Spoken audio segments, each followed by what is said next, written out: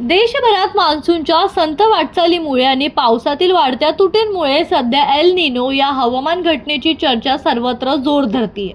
हवामान तज्ज्ञांच्या मते एल निनोचा प्रभाव वाढल्यास भारतीय मान्सूनवर त्याचे गंभीर परिणाम होऊ शकतात। एल निनो ही पॅसिफिक महासागरात घडणारी नैसर्गिक हवामान प्रक्रिया आहे। विषुववृत्ताजवळील मध्य आणि पूर्व पॅसिफिक महासागराच्या पृष्ठभागावरील पाण्याचे तापमान सामान्यपेक्षा जास्त वाढते तेव्हा ही स्थिती निर्माण होते। समुद्राच्या तापमानातील हा बदल जगभरातील वाऱ्यांचे प्रवाह, ढगांची निर्मिती आणि पर्जन्यमानावर निर्माण होतात।